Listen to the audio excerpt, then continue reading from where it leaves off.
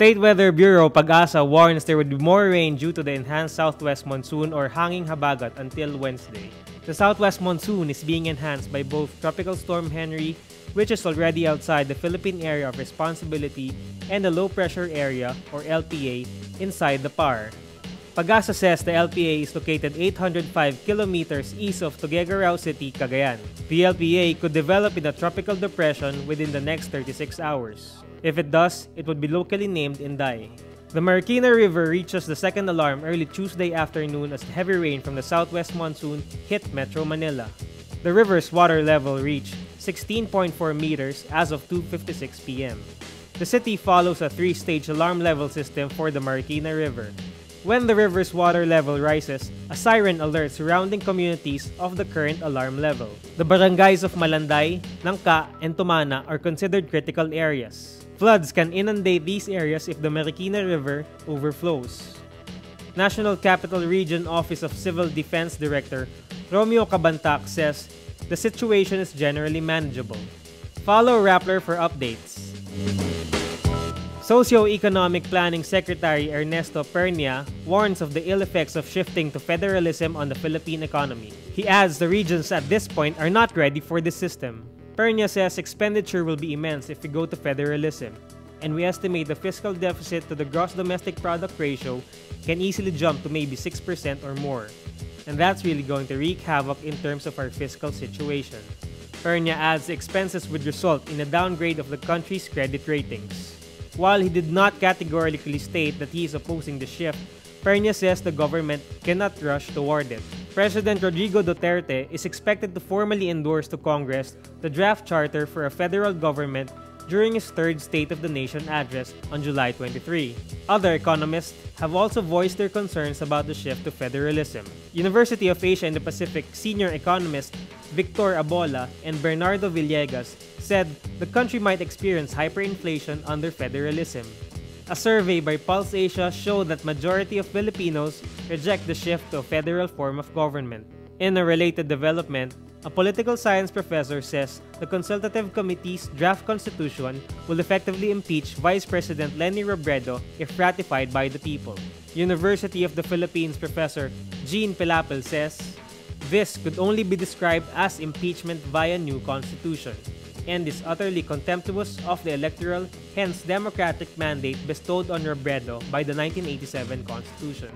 Pilapil is referring to the provisions that call for the election of a transitory president and vice president once the new constitution is ratified. The two transitory leaders would be given all the powers of the president and vice president, and their election would cut short Duterte's and Robredo's term. Pilapil said this is unfair to Robredo, whose term could be cut short simply due to Duterte's whims. The changes were made upon the request of Duterte. The Supreme Court unanimously recommends retiring Associate Justice Samuel Martires for the post of Ombudsman. Martires was a former Associate Justice of the Anti-Graft Court Sandigan Bayan. SC spokesman Theodore Te says he got 11 votes of the 12 justices who were present. The recommendation is sent to the Judicial and Bar Council, or JBC, which will vote on its official shortlist Friday. Ombudsman Conchita Carpio Morales officially retires on July 26. Meanwhile, the SC reprimands ousted Chief Justice Maria Lourdes Sereno for violating the sub judice rule when the quo warranto petition against her was pending before the court. In May, the SC issued Sereno a show cause order which came with the threat of disbarment.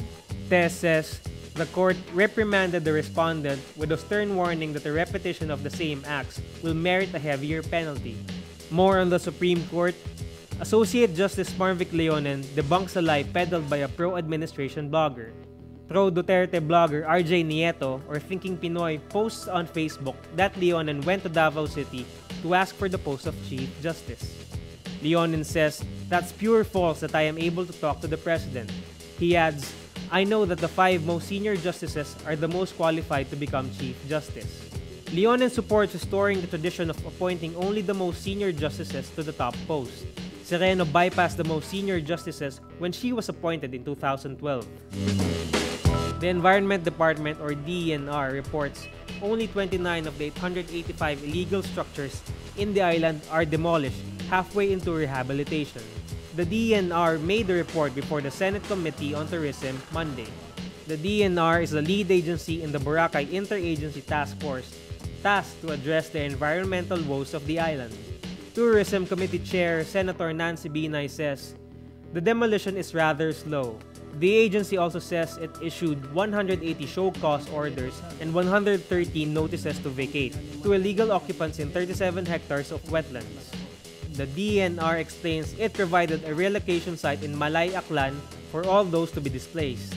Environment Secretary Roy Simatu also reports the coliform level in the wetlands went down a little. He adds the rehabilitation of the wetlands would go on even after the island is reopened to tourists. Boracay Island is expected to open on October 26, 6 months after it was closed to tourists. Tuesday, July 17 is World Emoji Day, and Apple announces it will release more than 70 new emoji characters. The new emoji designs include more hair options to better represent people with red, gray, and curly hair, and a new emoji for bald people, and new smiley faces like a cold face, a pleading face, party face, and a face with hearts. There are also more animals, the kangaroo, peacock, parrot, and lobster, and new food emoji like mooncake, cupcake, mango, and lettuce. There's also an infinity symbol coming up. The emojis will be available later this year in a free software update.